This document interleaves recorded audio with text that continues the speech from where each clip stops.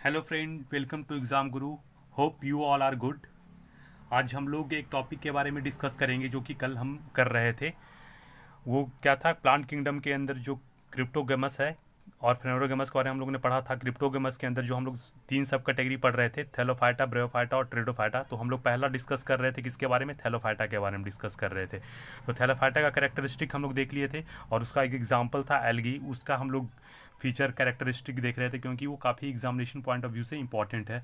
तो हम लोग सभी चीज़ देख लिए थे, उसका एल्गी का कैरेक्टर क्या होता है, यूजेस क्या होता है। लेकिन हम लोग अभी कॉमर्शियल यूज़ पे गए थे, तो हम लोग अब देखते हैं कॉमर्शियल यूज़ क्या होता है। तो ये कॉमर्शियल एल्गी में एक होता है एगर एगर जेल होता है। क्या होता है, एगर एगर जेल होता है, जो कि इसका जो यूज़ होता है माइक्रोबायोलॉजी जो लैब वगैरह में यूज़ किया जाता है, इसको यूज़ किया जाता है माइक्रोब्स को कल्चरली ग्रो करने में एगर एगर जेल का यूज़ किया जाता है।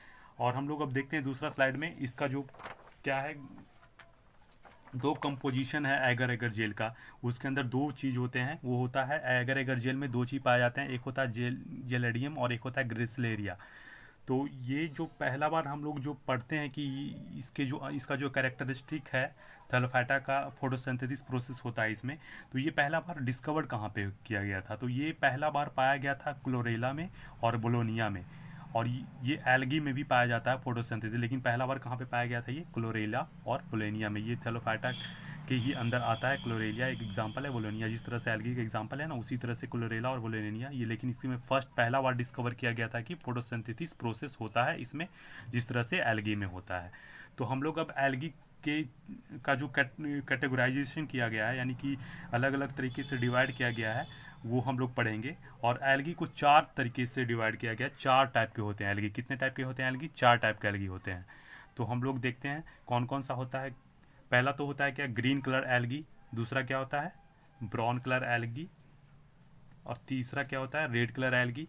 और फोर्थ वन क्या होता है, ब्लू ग्रीन एल्गी।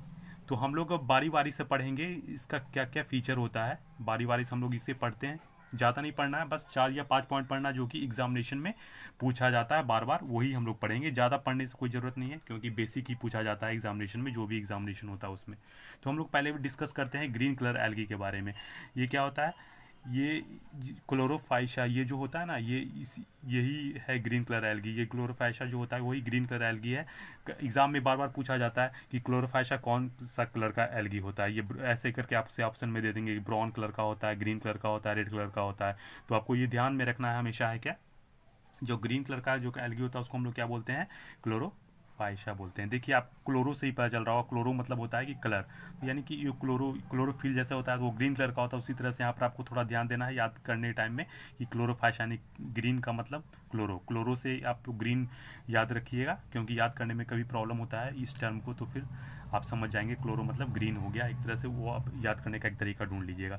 इसमें क्या होता है, क्लोरोफिल प्रेजेंट होते हैं, तो वो तो साफ अब दिख रहा है कि क्लोरोफिल प्रेजेंट होगा तभी तो ग्रीन कलर का है, ये ऑब्वियसली सी बात है। तो ग्रीन कलर ड्यू टू, क्यों ये कलर ग्रीन कलर का ही क्यों होता है, तो क्योंकि इसमें क्लोरोफिल ए और बी पाया जाता है। क्या होता है, ये क्लोरोफिल ए और बी इसमें पाया जाता है। इसका एग्जाम्पल क्या है, इसका एग्जाम्पल जो है आप लोग देखिए, इसका एग्जाम्पल क्या है, वॉल्वैक्स और चारा। ये दो एग्जाम्पल है ग्रीन कलर एल्गी का। अगर कोई पूछता है कि ये वॉल्वैक्स कौन सा एल्गी है, तो हम लोग बोलेंगे ग्रीन कलर का। चारा कौन सा कलर का एल्गी है, तो वो भी ग्रीन कलर का एल्गी है। तो हम लोगों ने देख लिया ग्रीन कलर एल्गी में हम लोगों ने 3 पॉइंट पढ़ लिया, तो आप ये समझ रहे होंगे। अगर जो भी नहीं समझ में आता है तो हमारे कमेंट बॉक्स में डालिए कि आपको क्या नहीं समझ में आ रहा है, तो हम उसको फिर से एक्सप्लेन करके बताएंगे अगले वीडियो में। तो अब दूसरा क्या है, ब्राउन कलर एल्गी है। क्या है दूसरा, ब्राउन कलर एल्गी। इसको हम लोग क्या बोलते हैं, फियोफाइसिया बोलते हैं। ठीक है, तो ये भी पूछा जाएगा कि ये जो ये है फियोफाइसिया है, वो कौन सा कलर का होता है, ये ब्राउन कलर का एल्गी होता है। और इसमें पिगमेंट जो पाए, जिस तरह से हमने बताया ना कि ग्रीन में क्या, ग्रीन कलर का जो एल्गी होता है उसमें क्लोरोफिल पिगमेंट होता है, उसी तरह से इसमें पिगमेंट क्या होता है, फीकोजैंथीन होता है। इसमें क्या होता है, फीकोजैंथीन होता है। फीकोजैंथीन इसमें जो पिगमेंट होता है वही ब्राउन कलर का इसे कलर देता है। और इसमें कौन सा क्लोरोफिल पाया जाता है, इसमें chlorophyll A and C present होता है। क्या होता है, ए एंड सी। जिस तरह से ग्रीन कलर में क्या था, ग्रीन कलर में ए एंड बी था, उसी तरह से इसमें ब्राउन कलर में क्या है, दोनों में क्लोरोफिल ए सिमिलर है, लेकिन इसमें सी प्रेजेंट है लेकिन बी नहीं प्रेजेंट है। आप डिफरेंस देख रहे होंगे। एग्जाम्पल क्या है, एग्जाम्पल क्या है, लुमिनेरिया है। क्या है, लुमिनेरिया एग्जाम्पल है किसका, ब्राउन कलर एल्गी का। एग्जाम्पल क्या है, लुमिनेरिया है। तो आपको एक नोट है, मैंने एक बनाया है यहाँ पर। नॉस्टक एंड एनेवेना जो होता है, ये दोनों क्या होता है, फर्टिलाइज़र में यूज़ किया जाता है। क्या में यूज़ किया जाता है? फर्टिलाइज़र में यूज़ किया जाता है। ये याद रखिएगा, कभी पूछा जाता है कि एग्जांपल पूछ देगा कि फर्टिलाइज़र में जो कौन सा एल्गी को यूज़ किया जाता है, तो वो क्या होगा, नॉस्टिक और एनवेना यूज़ किया जाता है। ठीक है, ये भी एल्गी ही है, एल्गी का ही एक नाम है नॉस्टिक और एनवेना। ये आप कंफ्यूज नहीं होइएगा, आप मत सोचिए ना शुरू कर दीजिए कि नॉस्टिक और एनवेना क्या होता है। बस ये अलग अलग कैटेगरी में डिवाइड किया गया है। रेड कलर एल्गी के बारे में हम लोग पढ़ेंगे अब। रेड कलर एल्गी को हम लोग क्या बोलते हैं? रोडोफाइसिया बोलते हैं। क्या बोलते हैं? रोडोफाइसिया। समझ रहे हैं ना? रोडोफाइसिया। अगर पूछ देगा कि रोडोफाइसिया कौन सा कलर का एल्गी होता है, तो आपको क्या बोलना है? ये रेड कलर का होता है, लाल रंग का होता है। और इसमें जो पिगमेंट होता है, कौन सा पिगमेंट होता है? फाइकोएरिथ्रीन होता है। क्या होता है? फाइकोएरिथ्रीन होता है। इसमें जो पिगमेंट पाया जाता है रेड कलर एल्गी में, फाइकोएरिथ्रीन होता है। इसमें जो क्लोरोफिल पाया जाता है, क्या होता है? ए और डी प्रेजेंट होता है। क्लोरोफिल कौन सा होता है? Chlorophyll A and D present होता है इसमें। आप ये देखे होंगे green colour algae, brown colour algae और रेड कलर एल्गी, तीनों में क्या है? Similar character. क्लोरोफिल ए सभी में पाया जाता है, लेकिन ग्रीन कलर में क्या होता है? बी अलग से बी पाया जाता है, और इसमें ए और सी पाया जाता है ब्राउन में। उसी तरह से रेड में क्या पाया जाता है? ए और डी पाया जाता है। इसका एग्जाम्पल क्या है? जेलेडियम है। क्या है? जेलेडियम, जो हम लोग ऊपर अभी पढ़ रहे थे ना कि अगर अगर जेल में जो कंपोजिशन होता है वो जेलेडियम का होता है। अब हम लोग पढ़ते हैं blue green algae. Blue green algae क्या होता है? इसको हम लोग क्या बोलते हैं? साइनोफाइशिया बोलते हैं। बोलते क्या बोलते हैं? साइनोफाइशिया। अगर आपसे पूछा जाए कि साइनोफाइशिया जो एल्गी होता है वो किस कलर का होता है, तो वो ब्लू ग्रीन कलर का एल्गी होता है। इसमें जो पिगमेंट पाया जाता है वो क्या होता है? फाइकोशैनिन होता है। क्या होता है? फाइकोशैनिन होता है। इसका एग्जाम्पल क्या है? एनावेना। आप वीडियो को पॉज करके इसका नोट्स बना सकते हैं, काफ़ी इंपॉर्टेंट है। मैं बताया हूँ, जितना भी चीज़ बताया हूँ कॉम्पैक्ट है, और जो पॉइंट एग्जामिनेशन पॉइंटर है मैं वही बता रहा हूँ। आप लोग को, मेरे को उम्मीद से लग रहा है कि आपको समझ में आ रहा होगा। अगर नहीं आ रहा है तो आप प्लीज़ मेरे कमेंट बॉक्स में ज़रूर कमेंट करें जो नहीं समझ में आ रहा है। तो हम लोग ने क्या पढ़ लिया अभी? एल्गी के बारे में पढ़ लिया, यानी कि थैलोफाइटा हमारा क्या हो गया? कंप्लीट हो गया। क्या हो गया? कंप्लीट हो गया। और हम लोग पढ़ेंगे दूसरा जो क्रेप्टोगेमस का जो दूसरा सब कैटेगरी है, ब्रायोफाइटा के बारे में। क्या पढ़ेंगे? ब्रायोफाइटा के बारे में। तो हम लोग अब ब्रायोफाइटा का स्लाइड लाते हैं आपके सामने।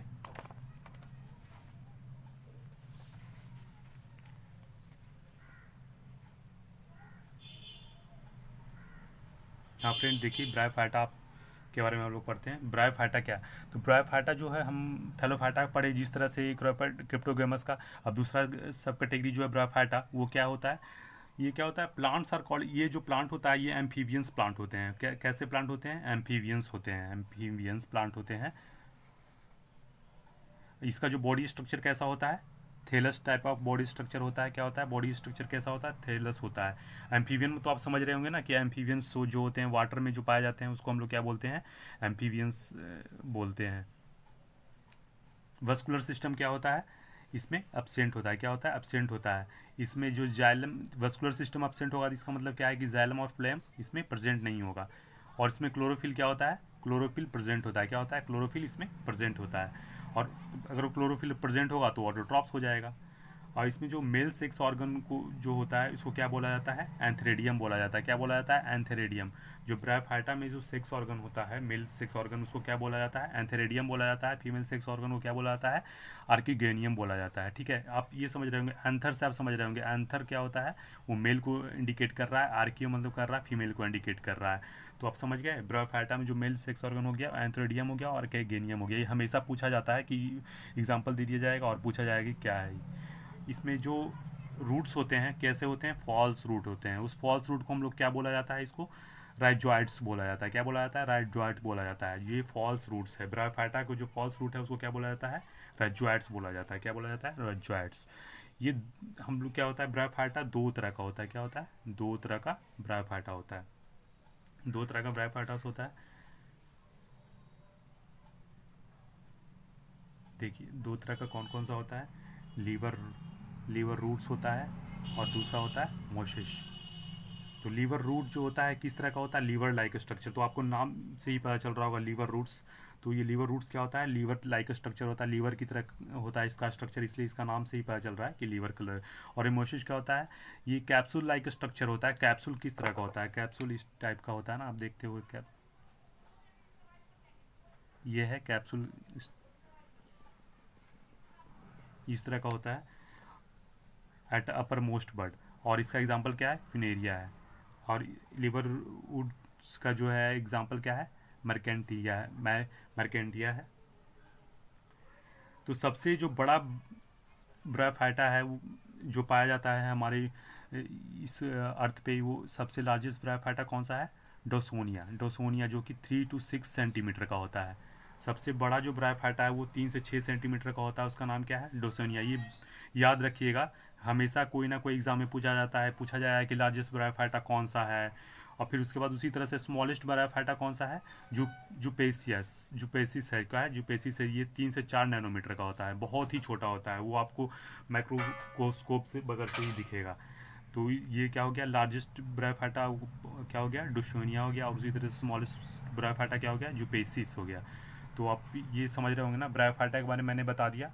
अब हम लोग जो डिस्कस करने के लिए आप जा रहे हैं दूसरा स्लाइड में, वो होगा क्या, हम लोग का ट्रेडोफाइटा, यानी कि इसमें क्रिप्टोगेमस हमारा इस वीडियो में हम कंप्लीट कर लेते हैं। तो दूसरा जो स्लाइड है हमारा वो क्या है, ट्रेडोफाइटा का है। क्या है, ट्रेडोफाइटा का। ट्रेडोफाइटा का हमारा तो ये जो तीसरा सब कैटेगरी है क्रिप्टोगेमस का, वो ट्रेडोफाइटा है। ये क्या होता है, ये पहला टेरेस्ट्रियल प्लांट था। टेरेस्ट्रियल प्लांट मतलब क्या हुआ, ये लैंड पे जो प्लांट्स वगैरह पाए जाते हैं उससे बोला जाता है टेरेस्ट्रियल प्लांट बोला जाता है। क्या बोला जाता है, टेरेस्ट्रियल प्लांट, वो जो कि लैंड पे पाया जाता है। तो सिंपल सी बात है, जो टेरेस्ट्रियल प्लांट होता है उसमें क्या होता है, वस्कुलर सिस्टम प्रेजेंट होता है। क्या होता है इसमें, वस्कुलर सिस्टम प्रेजेंट होता है।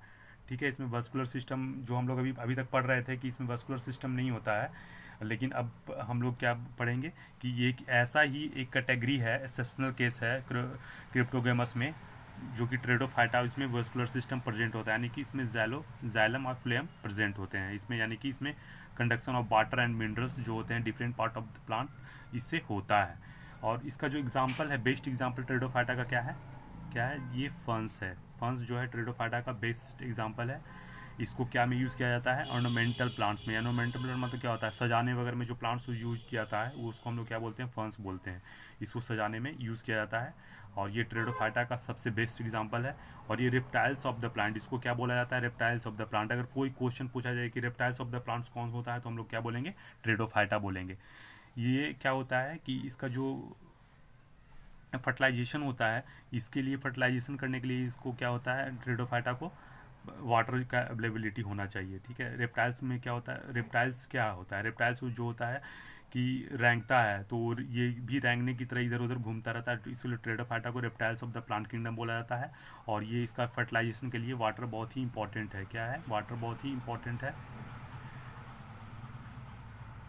इसके लिए वाटर बहुत इंपॉर्टेंट है। तो अब हम लोगों ने क्या पढ़ लिया आज, क्रिप्टोगेमस को हम लोग पूरे कंप्लीट कर लिए। ठीक है, इसका थैलोफाइटा भी हम लोग कंप्लीट कर लिए, ब्रायोफाइटा भी कंप्लीट कर लिए, ट्रेडोफाइटा भी कंप्लीट कर लिए। और इसका जो इंपॉर्टेंट पॉइंट है हम लोग डिस्कस कर लिए। तो अब हम बस इस वीडियो को यहाँ पर ही ख़त्म करते हैं। अगले चैप्टर में हम आपको क्या क्या फेनोरोगेमस का जो फेनोरोगेमस है उसके बारे में बताएंगे। फेनोरोगेमस के अंदर जो सब कैटेगरी है, जिम्नोस्पर्म, एंजियोस्पर्म, और एंजियोस्पर्म के अंदर मोनोकॉट्स और डायकॉट्स के बारे में हम लोग डिस्कस करेंगे कुछ पॉइंट्स। तो ठीक है दोस्तों, अगर आपको ये वीडियो को आप अच्छे से देखो और इसका बार बार रिवीजन करो, इसका नोट्स बनाओ। अगर कुछ भी समझ में नहीं आता है तो मेरे कमेंट बॉक्स में आप ज़रूर डालें कि आपको क्या नहीं समझ में आ रहा है, इम्प्रूवमेंट करने की मेरे को क्या ज़रूरत है वो भी आप बताओ। तब तो हम बताएं, सुधार सकते हैं कि क्या मेरे में प्रॉब्लम है। तो लेकिन इस वीडियो को आप ज़रूर से ज़रूर लाइक करें, शेयर करें। ज़्यादा से ज़्यादा शेयर करेंगे तो मेरे को मोटिवेशन मिलेगा, तो मैं अच्छे अच्छे वीडियो लाऊंगा जो कि आपके लिए काफ़ी बेनिफिशियल होगा। Okay, thank you friends.